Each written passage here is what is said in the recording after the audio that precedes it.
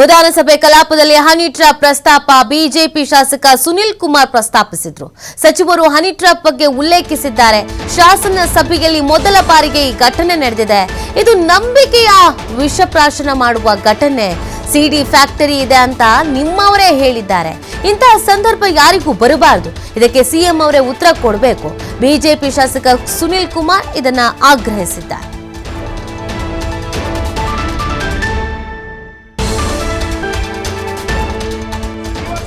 ಹೆಂಗ್ ನಡೀತಾ ಇದೆ? ನೈತಿಕತೆ ಇಲ್ಲೇನು ಸಚಿವ ಸಂಪುಟಕ್ಕೆ? ಮುಖ್ಯಮಂತ್ರಿಗಳಿಗೆ ನೈತಿಕತೆ ಇಲ್ವಾ? ಹಾಗಾಗಿ ದಯಮಾಡಿ ನೀವು ಬಜೆಟ್ ಆಮೇಲೆ ಅಧ್ಯಕ್ಷರೇ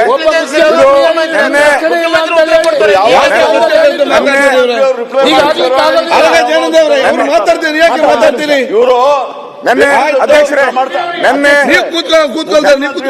ಮುಖ್ಯಮಂತ್ರಿಗಳ ಜವಾಬ್ದಾರಿ ಒಂದ್ ನಿಮಿಷ. ಮುಖ್ಯಮಂತ್ರಿಗಳು ಈ ರಾಜ್ಯಕ್ಕೆ ಯಾವ ರೀತಿ ಮುಖ್ಯಮಂತ್ರಿಗಳು ಅದೇ ರೀತಿ ಅವರು ಇಡೀ ಕ್ಯಾಬಿನೆಟ್ಗೆ ನಾನು ಕ್ಯಾಬಿನೆಟ್ ಸಚಿವನಾಗಿದ್ದೀನಿ. ಇಡೀ ಕ್ಯಾಬಿನೆಟ್ಗೆ ಅವರೇ ಹೆಡ್ ಮಾಸ್ಟರ್ ಇದ್ದಂಗೆ. ಆ ಕ್ಯಾಬಿನೆಟ್ ಇಲ್ಲಿರೋ ಅಂತ ಸಚಿವರ ಒಂದು ಜವಾಬ್ದಾರಿ ಮುಖ್ಯಮಂತ್ರಿಗಳ ಮೇಲೆ ಇರ್ತದೆ. ಅವರ ಕಾಪಾಡುವಂಥದ್ದು ಕೂಡ ಮುಖ್ಯಮಂತ್ರಿಗಳ ಜವಾಬ್ದಾರಿ.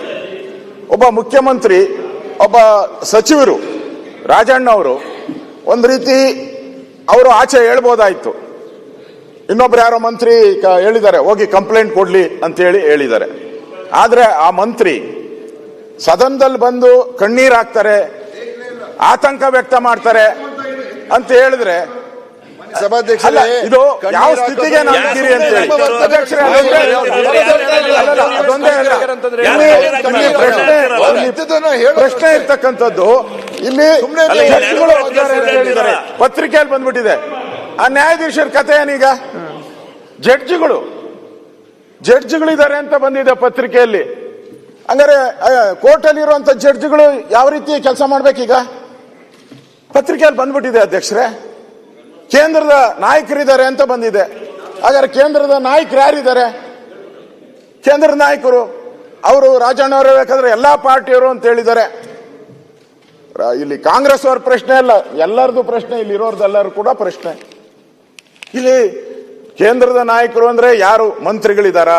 ಕೇಂದ್ರದ ಕಾಂಗ್ರೆಸ್ ನಾಯಕರಿದಾರ? ಯಾರಿದಾರ? ಏನು ಅರ್ಥ ಆಗ್ಬೇಕು.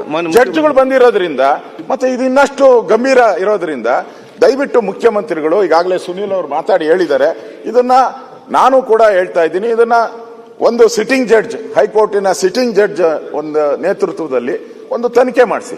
ಇಲ್ಲ ಅಂತ ಹೇಳಿದ್ರೆ ಇಲ್ಲಿ ಮಂತ್ರಿಗೆ ಇಲ್ಲಿ ಅಭದ್ರತೆ ಅಂದ್ರೆ ಮಂತ್ರಿಗೆ ಯಾರು ಕಾಪಾಡಲ್ಲ ಅಂತ ಹೇಳಿದ್ರೆ ನಮ್ಮನ್ನೆಲ್ಲ ಯಾರು ಕಾಪಾಡ್ತಾರೆ? ಏನೋ ಮಂತ್ರಿ ಆಗಿರೋದಕ್ಕೆ ಅವ್ರು ಬಂದು ಧೈರ್ಯವಾಗಿ ಮುಖ್ಯಮಂತ್ರಿಗಳ ಕಚೇರಿಯಿಂದ ಬಂದು ಧೈರ್ಯವಾಗಿ ಇಲ್ಲಿ ಬಂದು ಹೇಳಿದ್ರು. ಬೇರೆಯವ್ರಿಗೆ ಎಲ್ಲಿದೆ ಈ ಅವಕಾಶ? ಇದೊಂದು ದೊಡ್ಡ ದಂಧೆ ಆಗಿದೆ. ನಿಮ್ ಮುಖ್ಯಮಂತ್ರಿ ಪದವಿಗೋಸ್ಕರ ಅಥವಾ ಇನ್ನೊಂದು ಪದವಿಗೋಸ್ಕರ ಎಲ್ಲಾರನ್ನೂ ಧ್ವಂಸ ಮಾಡಾಕ್ತೀನಿ ಅಂತ ಹೇಳಿದ್ರೆ ನಾವು ರಾಜಕೀಯ ನೈತಿಕತೆ ಎಲ್ಲಿದೆ? ಇದು ಈ ಸದನಕ್ಕೆ ಒಂದು ನೈತಿಕತೆ ಹಾಳಾಗೋಟೋಗಿದೆ. ದಯವಿಟ್ಟು ನೋಡಿ ದಿನೇಶ್, ಜಡ್ಜ್ಗಳು ಯಾಕೆ ಹೆಸರು ಹೇಳಿದ್ರಿ ನೀವು? ಯಾಕೆ ಹೇಳಿದ್ರಿ ಜಡ್ಜ್ಗಳು ಇದ್ದಾರೆ ಅಂತ? ಜಡ್ಜ್ಗಳು ಈ ಸದನದಲ್ಲಿ ಕೇಂದ್ರದ ನಾಯಕರಿದ್ದಾರೆ, ಇಲ್ಲಿ ಮಾತಾಡ್ತೀರಾ? ಕೇಂದ್ರದ ನಾಯಕರಿದ್ದಾರೆ, ಯಾರಿದ್ದಾರೆ ಇಲ್ಲಿ?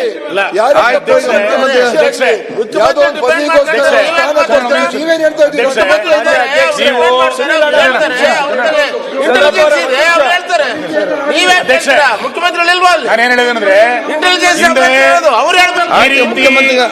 ಈ ರೀತಿ ನೋಡಿ ಒಂದು ನಿಮಿಷ. ಈಗ ವಿರೋಧ ಪಕ್ಷ ನಾಯಕರು ಏನೇನೋ ಹೇಳ್ತಾರೆ. ಚಂದ್ರಪ್ಪ ಅವರೇ, ಮಂತ್ರಿ ಪದವಿಗೋಸ್ಕರ ವಿರೋಧ ಪಕ್ಷ ನಾಯಕರಾಗಬೇಕು ಅಂತನೂ ಇರ್ಬೋದು, ಯಾರು ಗೊತ್ತು, ವಿರೋಧ ಪಕ್ಷ ನಾಯಕರಾಗಬೇಕು ಅಂತನೂ ಇರ್ಬೋದು.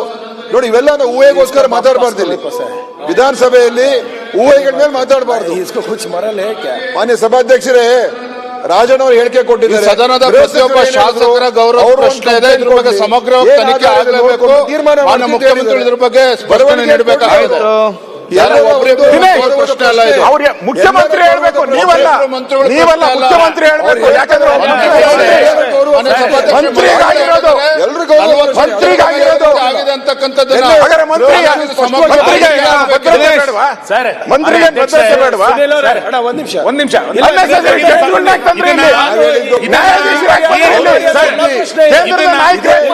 ಅನೇಕ ಗಾಡಿ ಸುದ್ದಿಗಳಿಂದ ಯಾರು ಸಮರ್ಥನೆ ಮಾಡಲಿಲ್ಲ, ಸಮರ್ಥನೆ ಮಾಡ್ತಾರೆ, ಸಮರ್ಥನೆ ಯಾರು ಕೂಡ ಮಾಡಲಿಲ್ಲ.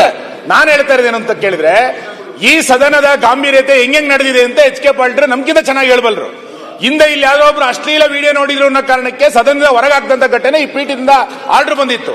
ಒಬ್ಬ ಸದನದ ಸಚಿವ ನನ್ನ ಮೇಲೆ ಹನಿ ಟ್ರ್ಯಾಪ್ ಆಗ್ತಿದೆ ಅಂತ ಹೇಳಿದಾಗ್ಲೂ ಕೂಡ ನಿಮ್ ಇಂಟೆಲಿಜೆನ್ಸ್ ಏನ್ ಮಾಡ್ತಿತ್ತಾಗಾರೆ?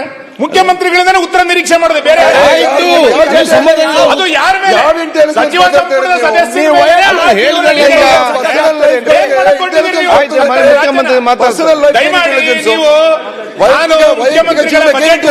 ಮುಂಚೆ ಇದಕ್ಕೆ ನೀವೇ ಉತ್ತರ ಕೊಡ್ತಾರೆ ಇದಕ್ಕೆ. ನೀವು ನಿಮ್ಮ ಸಚಿವ ಸಂಪುಟವನ್ನು ಕಾಪಾಡಿಕೊಳ್ಬೇಕು, ರಾಜ್ಯಕ್ಕೂ ಕೂಡ ಒಳ್ಳೆಯ ಸಂದೇಶ ಇದಕ್ಕಿಂತ ಮೌಲ್ಯ ಹೇಳ್ದಾಗ್ತದೆ ಸುನೀಲ್. ಈಗ ಮನೆ ಮುಖ್ಯಮಂತ್ರಿ ಸಭಾಧ್ಯಕ್ಷರೇ, ಸುನೀಲ್ ಅವರು ಹೇಳೋದಕ್ಕೆ ನಂದು ಸಂಪೂರ್ಣವಾದಂತ ಬೆಂಬಲ ಇದೆ. ನೈತಿಕತೆ ಇರಬೇಕು, ಇಲ್ಲ ಅಂತಿಲ್ಲ. ಆಮೇಲೆ ಎಸ್ಪೆಷಲಿ ನಾವು ಪಬ್ಲಿಕ್ ರೆಪ್ರೆಸೆಂಟೇಟಿವ್ಸ್ ಯಾರಿದ್ದೀವಿ, ನಾವು ಲಕ್ಷಾಂತರ ಜನರ ಪ್ರತಿನಿಧಿ. ಅವರ ಮತದ ಆಶೀರ್ವಾದದಿಂದ ನಾವು ಇಲ್ಲಿ ಬಂದಿದ್ದೀವಿ. ನಾವು ಹೆಂಗೆ ವರ್ತನೆ ಮಾಡ್ತೀವಿ, ಏನ್ ಮಾಡ್ತೀವಿ, it's a reflection of our mandate there. ಆದ್ರೆ ಇವತ್ತು ತಾವು ಹೇಳ್ತಾ ಇದ್ದೀರಲ್ಲ ಸರ್, ನೈತಿಕತೆ ಇರಬೇಕು, ಸದನಕ್ಕೂ ಇರಬೇಕು, ಆದ್ರೆ ಮೊದಲು ವೈಯಕ್ತಿಕವಾಗಿರ್ಬೇಕು, ಪಕ್ಷಕ್ಕಿರ್ಬೇಕು, ಅದಾದ್ಮೇಲೆ ಸದನ ಜವಾಬ್ದಾರಿ ಇರ್ತದೆ. ಒಂದ್ ನಿಮಿಷ, ನಾನು ಇಂಟರ್ವ್ಯೂನ್ ಆಗಿಲ್ಲ ತಾವು ಮಾತಾಡ್ಬೇಕಾದ್ರೆ.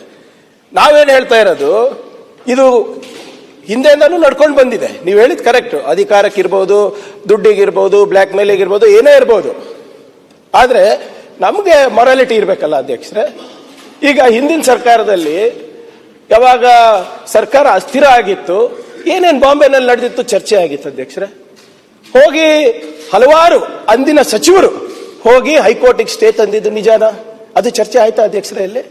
ಆಮೇಲೆ ಹಿಂದಿನ ಸಚಿವರೊಬ್ರು ನಮ್ಮ ಇದು ಏನು ಸದಾಶಿವನಗರನಲ್ಲೇ ಇರ್ತಾರೆ ಅಧ್ಯಕ್ಷರೇ. ನಮ್ಗೆ ಎಷ್ಟು ಮುಜುಗರ ಆಯ್ತಂದ್ರೆ, ಹಿಂದಿನ ಸಚಿವರೊಬ್ರು ಹೇಳ್ತಾರೆ 224 ಜನ ಯಾರು ಇದೀವಿ ನಾವು, ಯಾರು ಕೂಡ ಒಂದು ಪತ್ನಿ ವ್ರತ ಅಲ್ಲ ಅಂತ ಹೇಳ್ತಾರೆ. ಏಕಪತಿ ವ್ರತ ಅಲ್ಲ ಅಂತ ಹೇಳ್ತಾರೆ ಅಧ್ಯಕ್ಷರೇ. ನಾನು ಅವಾಗ ತಾನೇ ಮನೆ ಎಂಟರಾದೆ. ನಮ್ಮ ತಾಯಿ ನಮ್ಮ ಹೆಂಡತಿ ನಂಗೆ ನೋಡ್ಬಿಟ್ಟು ಬೈತಾ ಇದ್ರು, ಏನಪ್ಪ ಇಂಥ ಸ್ಟೇಟ್ಮೆಂಟ್ ಕೊಡ್ತಾರೆ. 224 ನಾನು ಇದ್ದೀನಿ ಹೇಳಿದ್ದು ಅವಾಗ. ಫಸ್ಟ್ ಇದಕ್ಕೊಂದು ಆನ್ಸರ್ ಮಾಡಿ, ರಾಜ್ಯದ ಜನರಿಗೆ ಒಂದು ನೈತಿಕವಾದಂತ ಬೆಂಬಲ ಕೊಡಿ. ಇಲ್ಲಿ ಯಾರ್ಯಾರು ಹೆಂಗ್ ಬೇಕಾದ್ರೆ ಅಧಿವೇಶನ ನಡೆಯುತ್ತೆ, ಯಾರು ಹೆಂಗ್ ಬೇಕಾದ್ರೂ ಹನಿ ಟ್ರ್ಯಾಪ್ ಮಾಡಬಹುದು ಅಂದ್ರೆ ಆಗಲ್ಲ. ನಿಮ್ಮ ನಾಡಿದು ನಿಮ್ ಚೇರಿಗೂ ಧಕ್ಕೆ ಬರುತ್ತೆ, ಇನ್ನೊಬ್ರು ಚೇರಿಗೂ ಧಕ್ಕೆ ಬರುತ್ತೆ. ಇದನ್ನ ನಾವು ಅದಕ್ಕೆ ಉನ್ನತ ಮಟ್ಟದ ತನಿಖೆ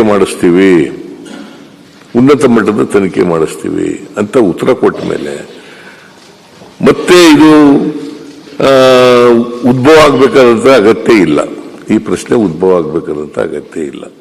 ಯಾರಿಗೂ ರಕ್ಷಣೆ ಮಾಡಲ್ಲ. ಯಾರಾದರೂ ಇರಲಿ, ನಮ್ಮ ಪಾರ್ಟಿಯವರಾದ್ರು ಇರಲಿ, ನಿಮ್ಮ ಪಾರ್ಟಿಯವರಾದ್ರು ಇರಲಿ, ಅಥವಾ ಇನ್ಯಾವುದಾದ್ರು ಪಾರ್ಟಿಯವರಾದ್ರು ಇರಲಿ, ಯಾರೇ ಮಾಡಿದ್ರು ತಪ್ಪೆ. ಸದನದಲ್ಲಿ ಒಬ್ಬ ಸಚಿವ ಈ ತರ ಹೇಳಿದಾಗ ಸುಮ್ಮನೆ ಇರಕ್ಕಾಗೋದಿಲ್ಲ. ನಾವು 100% ತನಿಖೆ ಮಾಡಿಸ್ತೇವೆ. ನೀವು ಉನ್ನತ ಮಟ್ಟದ ತನಿಖೆ ಮಾಡಿಸ್ತೇವೆ.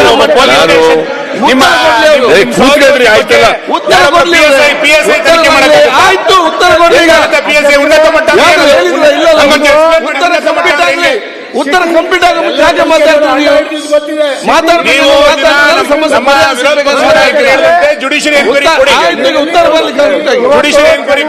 ಮಟ್ಟದ ಸಲಹೆ ಕೊಟ್ಟಿದ್ದಾರೆ. ಅವ್ರ ಸಲಹೆ ಕೊಟ್ಟ ತಕ್ಷಣ ಎತ್ತೀತು ಅಂತ ತಕ್ಷಣ ಕೊಟಕಟ್ಟಿ ಅಂತ ಹೇಳಕ್ಕಾಗಲ್ಲ. ಎತ್ತು ಕರು ಆಗ್ತದ ಇಲ್ವೋ ಅಂತ ನೋಡ್ಬೇಕು. ಈಗ ನಾನು ನೋಡಿ, ನಾವು ತನಿಖೆ ಮಾಡಲ್ಲ ಅಂತ ಹೇಳಿದ್ರೆ ಮಾತಾಡ್ಬೇಡಿ, ಐ ಕ್ಯಾನ್ ಅಂಡರ್ಸ್ಟ್ಯಾಂಡ್. ಈಗಾಗಲೇ ನಾನು ಇವ್ರ ಜೊತೆನಲ್ಲಿ ಮಾತಾಡಿ, ಪರಮೇಶ್ವರ್ ಜೊತೆಯಲ್ಲಿ ಮತ್ತೆ ಸೀನಿಯರ್ ಮಿನಿಸ್ಟರ್ಗಳ ಜೊತೆ ಮಾತಾಡಿ, ಎಲ್ಲರಿಗೂ ರಕ್ಷಣೆ ಕೊಡ್ತಕ್ಕಂಥ ಜವಾಬ್ದಾರಿ ನಮ್ದು. ಬಿಜೆಪಿಯವರು ಇರಲಿ, ಕಾಂಗ್ರೆಸ್ನವರು ಇರಲಿ, ಅಥವಾ ಜೆಡಿಎಸ್ನವರು ಇರಲಿ, ಮಿನಿಸ್ಟರ್ಗಳಿರಲಿ, ಬೇರೆ ಬರೀ ಶಾಸಕ ಅಷ್ಟೇ ಆಗಿರಲಿ, ಎಲ್ರಿಗೂ ರಕ್ಷಣೆ ಕೊಡಬೇಕಾಗಿರ್ತಕ್ಕಂಥ ಜವಾಬ್ದಾರಿ ನಮ್ದು. ಅದಕ್ಕೋಸ್ಕರ ರಕ್ಷಣೆ ಕೊಡ್ತೀವಿ. ನಂಬರ್ 1. ನಂಬರ್ 2, ಯಾರ ಹೆಸರು ಹೇಳಿಲ್ಲ. ಹೇಳಿದ್ರೆ ಕ್ರಮ ತಗೋಬಹುದಾಗಿತ್ತು. ಅವರು ಇಂಥ ಹೆಸರು ಹೇಳಿಲ್ಲ. ಅದರಿಂದ ಮಾನ್ಯ ಅಧ್ಯಕ್ಷರೇ, ಇದು ನಾವು ಉನ್ನತ ಮಟ್ಟದ ಸಮಿತಿ ಮಾಡ್ತೀವಿ. ನಾನು ಡಾಕ್ಟರ್ ಪರಮೇಶ್ವರ್ ಅವ್ರ ಜೊತೆ ಕಂಪ್ಲೇಂಟ್ ಕೊಟ್ಟಿದ್ದಾರಾ? ಮಾನ್ಯ ಮಂತ್ರಿಗಳು ಹೋಮ್ ಮಿನಿಸ್ಟ್ರಿ ಕಂಪ್ಲೇಂಟ್ ಕೊಟ್ಟಿದ್ದಾರಾ? ನಿನ್ನೆ ಕೊಡ್ತೀನಿ ಅಂತ ಹೇಳಿದ್ರು. ನಿನ್ನೆ ಉತ್ತರ ಕೊಟ್ಟಿರಲ್ಲ. 12 ಗಂಟೆ ಆಗಿದೆ, ಈಗ 13 ಗಂಟೆ. ಏನಾಗಿದೆ ಹೇಳಿ? ಅವರು ಈ ಸಾಲ್ಸ್ ಸೀನಿಯರ್ ಮೆಂಬರ್. ಈಗ ಮುಖ್ಯಮಂತ್ರಿಗಳು ಕೂಡ ಗೊತ್ತಾಗಿಲ್ಲ. ಮುಖ್ಯಮಂತ್ರಿಗಳು ಉನ್ನತ ಮಟ್ಟದ ತನಿಖೆಯನ್ನ ಕೊಡ್ತೀನಿ ಅಂತ ಹೇಳಿದ್ದಾರೆ. ನಮಗೆ ಬೇಕಾಗಿರುವಂತದ್ದು ಉನ್ನತ ಮಟ್ಟದ ನಾನ್ ಮಾತಾಡಕ್ಕಾದ್ರೂ ಬಿಡಿ ದಯವಿಟ್ಟು. ಇಲ್ಲಿ ಉನ್ನತ ಮಟ್ಟ ಅಂತ ಹೇಳಿದ್ರೆ ಇಲ್ಲಿ ಜಡ್ಜ್ಗಳು ಇನ್ವಾಲ್ವ್ಮೆಂಟ್ ಇದೆ. ಎಲ್ರಿ ಹೇಳಿದಾರೇನ್ರಿ? ರಾಜಣ್ಣ ನೋಡಿ ಪತ್ರಿಕೆಯಲ್ಲಿ ಬಂದಿರೋದು ರಾಜಣ್ಣ ಹೇಳಿದಾರೇನ್ರಿ? ನೀವೇ ಪತ್ರಿಕೆನೆಲ್ಲ ಕೋಟ್ ಮಾಡಿದ್ರಲ್ಲ ಮೊನ್ನೆ.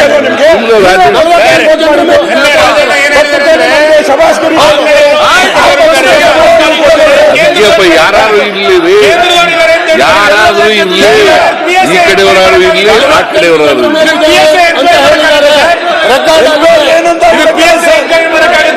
ಕೇಂದ್ರದವರಿದ್ದಾರೆ ಅಂತ ಹೇಳಿದ್ದಾರೆ. ಕೇಂದ್ರದ ಸಚಿವರಿದ್ದಾರ, ಕೇಂದ್ರದ ಕಾಂಗ್ರೆಸ್ ನಾಯಕರಿದ್ದಾರ, ಯಾರಿದ್ದಾರೆ?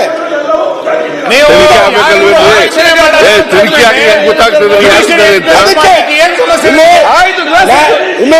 ಇಲ್ಲಿ ಕೇಂದ್ರದ ನಾಯಕರು, ನ್ಯಾಯಾಧೀಶರು, ಮಂತ್ರಿಗಳು ಎಲ್ಲ ಇರೋದ್ರಿಂದ ಇದನ್ನ ಜಡ್ಜ್, ಸಿಟ್ಟಿಂಗ್ ಹೈಕೋರ್ಟ್ ಜಡ್ಜ್ ಮುಖಾಂತರ ಮಾಡಿ, ಸಿಟ್ಟಿಂಗ್ ಜಡ್ಜ್ ಹೈಕೋರ್ಟ್ ಮಾಡಿ. ನಮಗೆ ಅನುಮಾನ ಆಗೋದು ಎಲ್ಲಿ ಅಂದ್ರೆ ನಿನ್ನೆ ಸ್ವತಃ ಮುಖ್ಯಮಂತ್ರಿಗಳು ಈಗ ಕೇಂದ್ರ ನಾಯಕರ ಪೊಲೀಸರು ಬರಲಿಲ್ಲ, ಅವರು ಪೊಲೀಸರು ಒಳಗೆ ಬರಲಿಲ್ಲ. ಇವತ್ತು ಸ್ಪಷ್ಟತೆ ಇಲ್ಲ. ಏನ್ ನಡೀತಾ ಇದೆ? ಮಾನ್ಯ ಅಧ್ಯಕ್ಷರೇ, ಒಳಗಡೆ ಕೂಡ ಯಾಕೆ ಮಾತಾಡ್ತೀರಿ? ಏನೇನೋ ಮಾತಾಡಬಹುದು. ದಯವಿಟ್ಟು ಕೂತ್ಕೊಳ್ಳಿ. ಯಾರಿಗೂ ಸಾಮರ್ಥ್ಯ ಮಾಡಿದ ಪ್ರಶ್ನೆ ಅಲ್ಲ. ನಿಮ್ಮ ಏನು ಸಲಹೆ ಸೂಚನೆ ಸ್ವೀಕರಿಸಿದ ಅಧ್ಯಕ್ಷರೇ, ಮಾತಾಡಿ. ನಿನ್ನೆ ದಿವಸ ಸದನದಲ್ಲಿ ಬಹಳ ಗಂಭೀರವಾದಂತ ಪ್ರಶ್ನೆಯನ್ನ, ವಿಚಾರವನ್ನ ಪ್ರಸ್ತಾಪ ಬಸವರಾಜ್ ಅವರು ಮಾಡಿದ್ರು, ಮತ್ತೆ ಸುನೀಲ್ ಅವರು ಮಾಡಿದ್ರು. ಮಾನ್ಯ ರಾಜಣ್ಣ ಅವರು ಹೌದು ನನ್ನ ಮೇಲೆ ಇಂಥದ್ದೊಂದು ಪ್ರಯತ್ನ ನಡೆದಿದೆ ಅಂತೇಳಿ ಅವರು ಪ್ರಸ್ತಾಪ ಮಾಡಿದ್ರು. ಮಾತನಾಡುವಾಗ ಅವ್ರು ಹೇಳಿದ್ದು ಇನ್ನೂ ಆ ಪಕ್ಷದ ಆ ಭಾಗದಲ್ಲಿ ಮತ್ತು ದೆಹಲಿಯಲ್ಲಿ ಕೂಡ ಅನೇಕ ಜನರು ಈ ರೀತಿ ಒಳಗಾಗಿದ್ದಾರೆ ಅಂತಕ್ಕಂಥ ಒಂದು ಮಾತನ್ನ, ಅದೇ ಹನಿ ಟ್ರ್ಯಾಪ್ ಅಂತಕ್ಕಂಥ ಹನಿ ಟ್ರ್ಯಾಪ್